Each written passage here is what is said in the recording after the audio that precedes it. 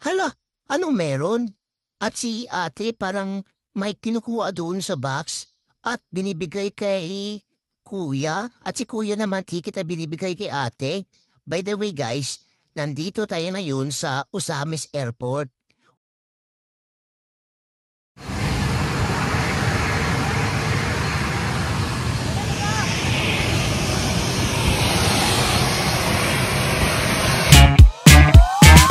Ako po si Eko. Ako po si Opi. We are Ekopi. Hello guys, we're going to Usamis Airport at natikita nyo rin ang public market, Clarin, Misamis Occidental o kilala bilang Town Center. Mayroong DFA dyan so napakalapit ang passport namin. Ang katapat naman nito ang Suman House. Napakasarap ng suman dito. Ang dami ko talagang nakain. Pwede din yung ipasalubong sa minamahal nyo. Heto tayo ngayon sa Labo, Usamis City. Kung saan ito yung address ng airport dito sa amin sa Usamis City. Ang estimation to bahay to airport ay nasa mga 15 minutes or 10 minutes depende sa inyong sinakyan. So kami ngayon nag-tricycle kami, kapitbahay namin ang nadatid sa amin. Before that, shout out sa aming kapitbahay, pati siya maaga sa nagising, pati siya nisayusag mata tungkol sa ihatod na giminiya sa airport. Ako sa gigna ayaw na lang. Pati si mama maura po. Pwede naman po ako na usab atong airport. Kaya doon mga airport sa mo ano. Ug sa dihang, iya yun ko niyang gihatod. Dua sila. So kani amo ang airport guys. Nindot kaayo sa shout out po gihapon sa amuang government official dila sa Osamis City kay nindot amo ang airport ug limpyo pud kaayo latawa limpyo kayo walay sagbot, di ba? So murag tag naa sa gawas to si mama medyo mapula-pula yung mata niya, guys. Meron drama-drama effect. Alam niyo na, basta mama, di ba? Drama-drama talaga. Basta hatid sundo, nandiyan yung drama-drama talaga. So, tignan natin yung drama niya kung effective ba talaga. Last message. Hi. Gusto Knock knock. Hindi talaga magaling magdrama si Mader, pero halata sa mata niya na naiyak talaga siya. Pinipilit lang talaga niya na hindi niya pakita sa akin.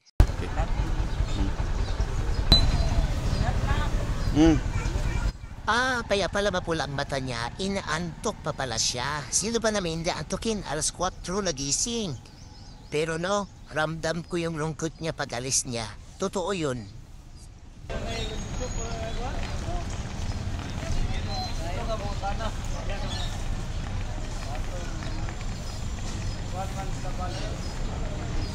Hello guys, good morning again. Nandito tayo sa Usamis Airport sa labas. Maya-maya kasi ay mag-check-in na tayo. Medyo kinakabahan na po sa dala kong bagay kasi may kabigatan. Shout out sa mga Usamis nun o shout out sa mga naka-experience tulad sa akin. Pagkatapos mag-check-in, lumabas dahil kumain sa labas kasi mahal ang pagkain sa loob. So, ayan yung canteen nila guys. So, sa mga oras na to medyo maaga-aga tayo, may pila tayong nakikita. Nandito tayo ngayon sa loob ng airport, Cebu Pacific, yung sasakyan natin going to Cebu. Okay yung bagahe ko. Good yung bagahe ko. And then, bakit sa Cebu? Kasi si Commander doon kami magkikita sa Cebu. Maikli na yung panahon o bakasyon na binigay sa amin. Ako is 10 days, si Commander naman ay 8 days. So, sinulit na namin ang bakasyon namin. So, again guys, pinasok na yung bagay ko. Okay, good, kumpleto lahat. So, very good, walang problema. Shout out taga Usamis nun dyan. Kung nakapanood ka sa part na ito, comment naman dyan. Say naman na go, go, go Usamis nun. Ayan. 46 to 58 for board using the At dahil okay na yung bagahe natin, so relax na yung pakiramdam ko. Sa mga oras na to, ay medyo wala pa masyadong mga pasahero. So maghahanap tayo ng upuan na kung saan ay uupo na tayo guys. Ayan, nakalipas ng isang oras, medyo dumami-dami na yung pasahero. Boarding na sila guys, going to Manila. Pero kami, medyo may balita ay delay yung flight namin going to Cebu. from rows 21 to 45 for board using the At ngayon, magtutour tayo sa kanilang, di ko maintindihan, ano ba to, canteen ba itong tawag dito? Or pantry, ano ba to, food, ano, duty free? Basta, mga food yan dyan, guys. So ito naman yung kanilang children party, or hindi, children area rules. Ayan, pero silip-silip tayo sa loob kung mayroon bang... Ayan, so merong... Tatay niya siguro yon. So ngayon guys, boarding na nga sila. So sana all boarding.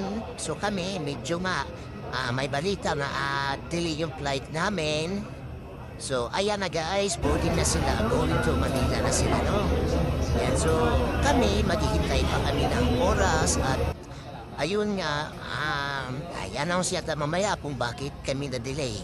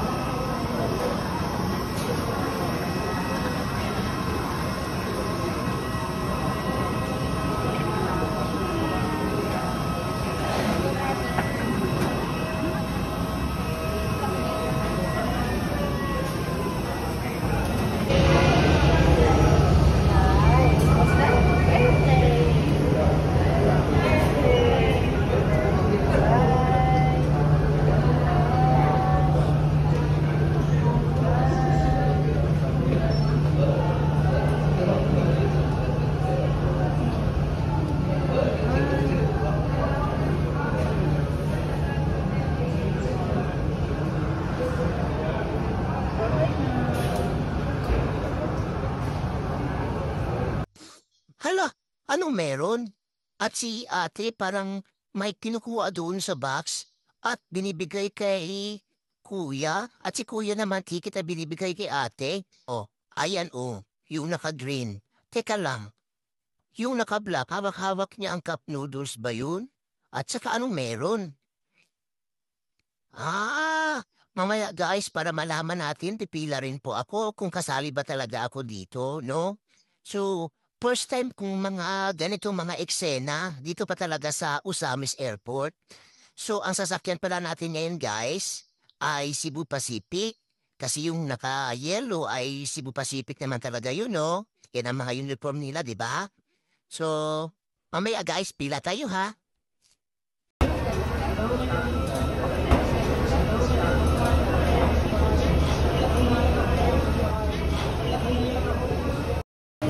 Ayan guys, some noodles. Pinapakita ko lang sa inyo. Paanong meron? Ayun, so delay tayo. Nagtanong ako kanina kung anong oras, hindi nila alam. So, walang dahilan. So, madaling salita, maghihintay tayo kailan kung anong oras alis. Ayan guys, so hindi ko na to gagalawin kasi medyo bago ako umalis, medyo nakakain ako. So, ayan, yung sistema, ilalagyan nila ng hot water. So, tayo, naka-ready tayo bago umalis, medyo busog.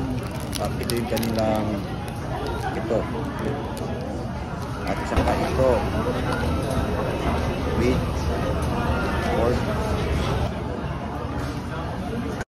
Ayan, at sa wakas ay boarding na rin tayo guys. So, bakit sila delay? Hindi na ako nagtanong dahil okay nang naman. Importante, maganda yung panahon at hindi na rin ako nagtanong-tanong sa staff ng Cebu Pacific kasi sila mismo kasi hindi nila rin alam, no? Sa mga iba dyan, natagalit sa staff na kung bakit dili at nagalit na galit sila. Huwag kayo magalit dahil hindi nila talaga yan alam, no? Kung ano sila ay staff ng sila ay doon kayo magalit sa pinakamataas.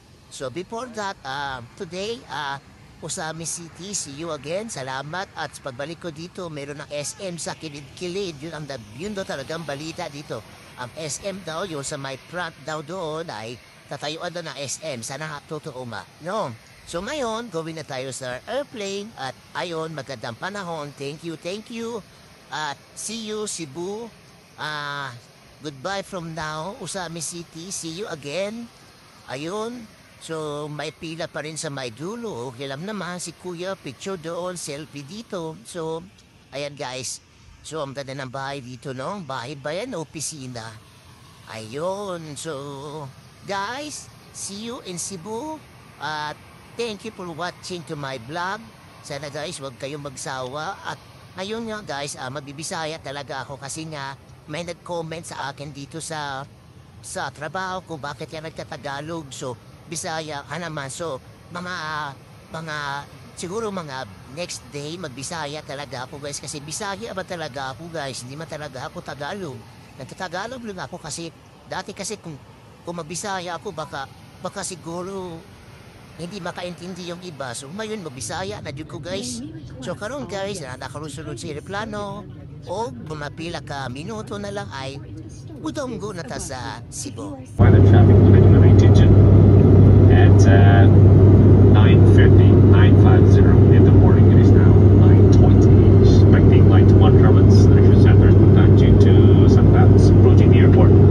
As the moment, the right side is 511 CD in about 5 minutes of massages. And if you have got get through Patricia and Seal, thank you for flying Cebu.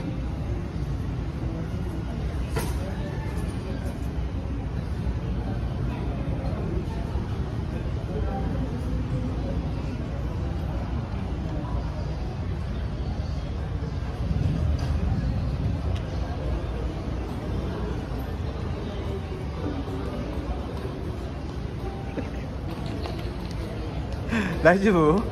全然大丈全然暑いよね。どう？すごい早かった早いでしょ？あんつ見てこれすごい出てきてる。何全部でからだこれ。なのやん。かゆいからさ暑いから。すごい。何美女してんのよもう。どこ？飲んだあるじゃん飲んでいい？飲んであるじゃん。あこれ。じゃあ行くよ。暑いな。行くよ。暑いよほんと。久しぶり。ほんとこれ体いっぱいよこれ。すごいかゆい。どう？暑い？タバコはそこだよ。いいよ。どうですかフィリピン？ 暑いよ。今だけだよまだ。これからだよ。私最初はいいじゃん。だからだんだんダメ。疲れた。本当にやっぱり2時間3時間だけだよ。携帯はどうできるの電話？なんでさっき言ったじゃん前。あなただけで半分払う。あ、やってないよ。何2時間3時間2時間だけ見てるよ。